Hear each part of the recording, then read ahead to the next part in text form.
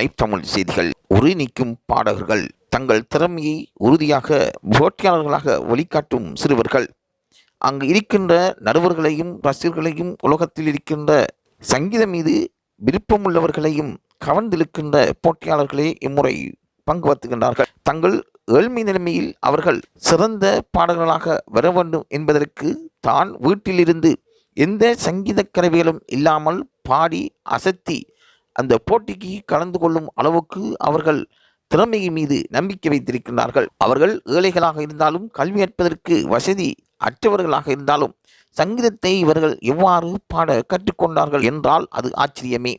ஆச்சரியத்துக்கு மேல் ஆச்சரியமாக அவர்களின் ஒவ்வொரு நடவடிக்கைகளும் நகர்ந்து வருகின்றன.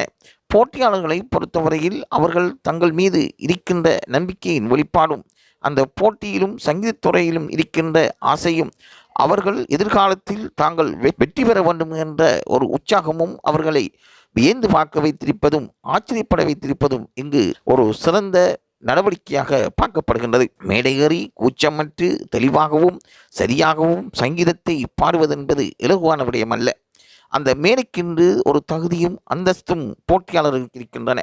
குரலின் இனிமையும் பாடக்கூடிய தைரியமும் சங்கீதத்தில் தாங்கள் திறமை பெற்றவர்களாக மாற வேண்டும் என்ற ஒரு ஆசையும் அவர்களுக்கு இருக்க வேண்டும்.